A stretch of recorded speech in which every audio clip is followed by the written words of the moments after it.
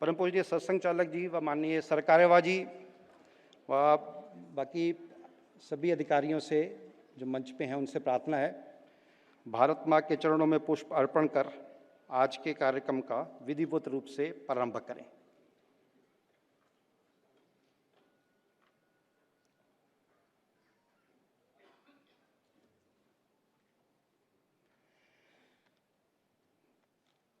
आज के इस कार्यक्रम को भारत माँ को स्मरण करते हुए वंदे मातरम से प्रारंभ करते हैं।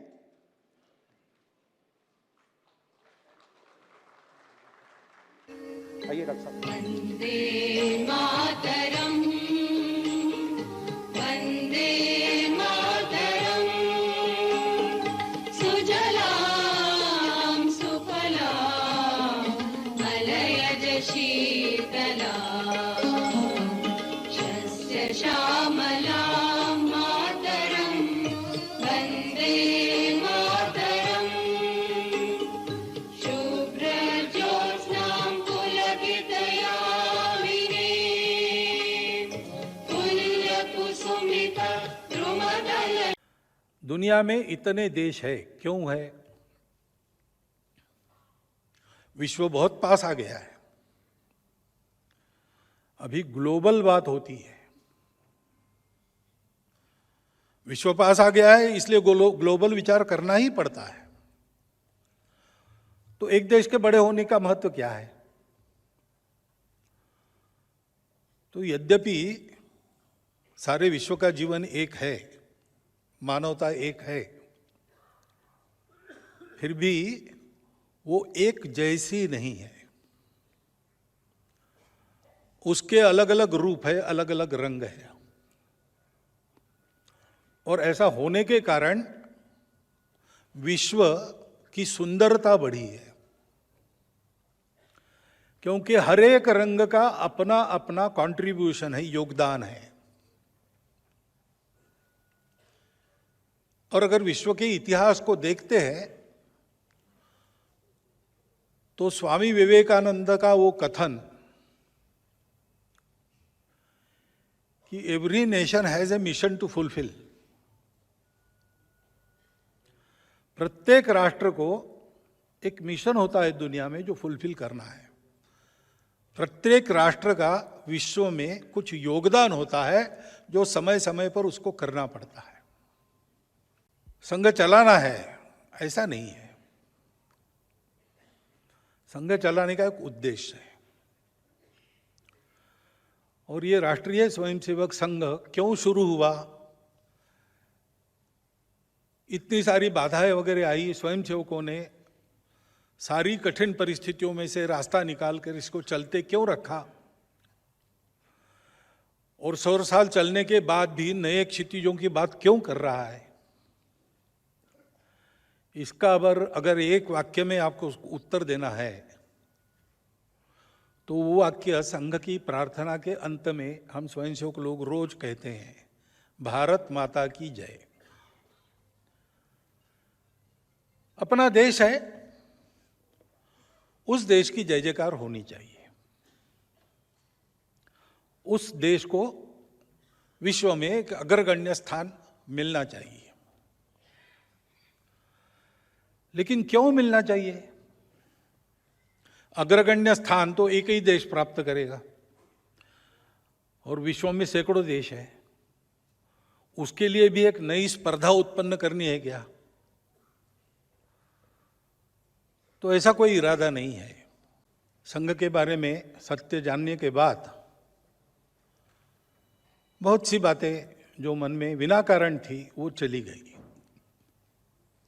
उस सभा में आए हुए सब लोग संघ के बन गए ऐसा नहीं कह सकते, लेकिन वो उद्देश्य भी नहीं था।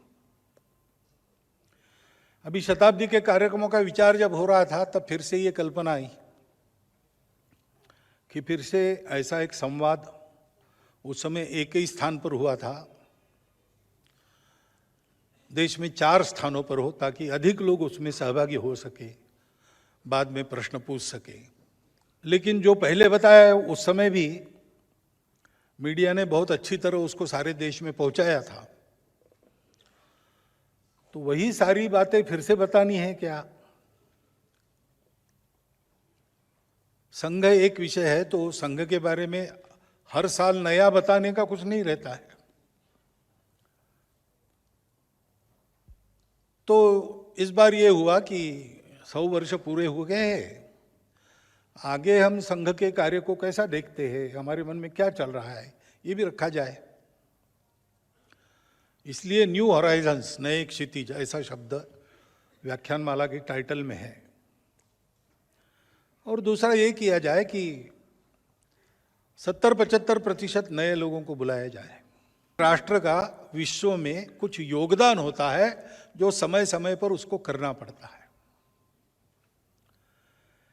वैसे भारत का भी अपना एक योगदान है। विश्व के किसी देश को बड़ा होना है, अपने बड़प्पन के लिए नहीं होना है, उसके बड़े होने से विश्व के जीवन में जो एक आवश्यक नई गति चाहिए वो पैदा होती है, उसका उस प्रकार का योगदान होता है। इसलिए योगदान करने लायक उसको बनना है, इसलिए बड़ा होना है। और इसलिए संघ के निर्मिति का प्रयोजन भारत है, संघ के चलने का प्रयोजन भारत है, और संघ की सार्थकता भारत के विश्वगुरु बनने में है। क्योंकि भारत का एक योगदान दुनिया में हो, योगदान उसको देना है, उसका समय आ गया है। संघ के निर्माता जो थे डॉक्टर हेडगेवार, वो इन चारों धाराओं में काम कर चुके थे। उनको हम जन्मजात देशभक्त कहते हैं, क्योंकि बचपन से ही ये चिंगारी उनके मन में थी कि देश के लिए जीना चाहिए, देश के लिए मरना चाहिए।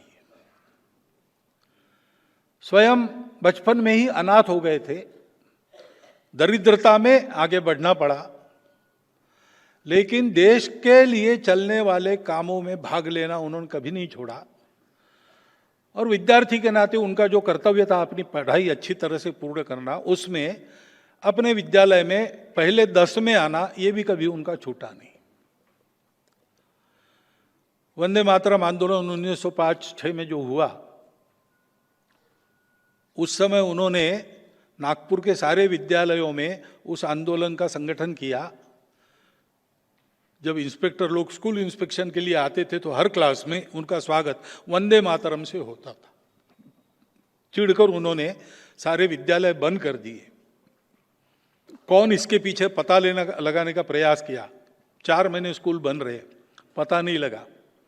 अंत में कॉम्प्रोमाइज हो गया, जो अभिभावक गार्डियंस थे और सरकार इनमें, कि एक नॉमिनल अपॉलॉजी हो जाए स्कूल में एंटर करते समय गेट पर, और शिक्षक खड़ा रहे, वो पूछे गलत हुआ ना, माफी चाहते हो ना, तो मुंडी हिलाना, नॉमिनल अपॉलॉजी।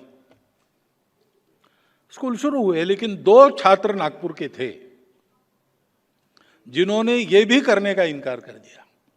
लेकिन करना क्या है, संपूर्ण समाज का संगठन, संपूर्ण हिंदू समाज का संगठन। हिंदू शब्द का आग्रह क्यों है हमारा, क्योंकि ये जो कंटेंट है, ये कंटेंट पूर्णतः व्यक्त करने वाला वो एक ही शब्द है।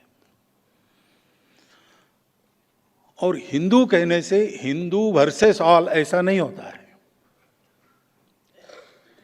हिंदू बनाम कोई ऐसा नहीं है।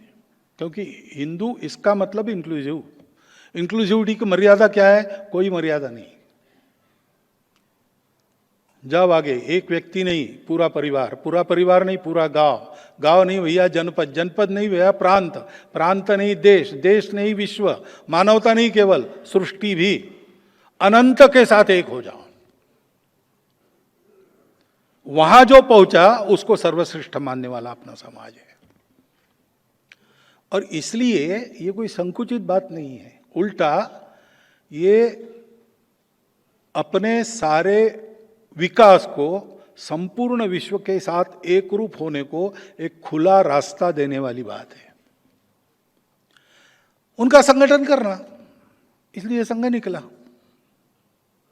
क्योंकि पूरा समाज ऐसा होगा तभी होगा। लेकिन होने के लिए तो कुछ करना पड़ेगा, केवल तैयार होने से काम नहीं चलता, तैयारी का उपयोग करना पड़ता है। तो ये विचार किया गया कि तैयारी जो करनी है उसके दो भाग है, एक तो मनुष्यों को तैयार करना, दूसरा मनुष्यों ने काम करना। तो जो मेथोडोलॉजी डेवलप हुई मनुष्यों को बनाने की, उस पर लगकर काम करने वाला एक संगठन राष्ट्रीय स्वयंसेवक संघ, उसको दूसरा कुछ नहीं, उसकी शाखा है, उसके स्वयंसेवक है।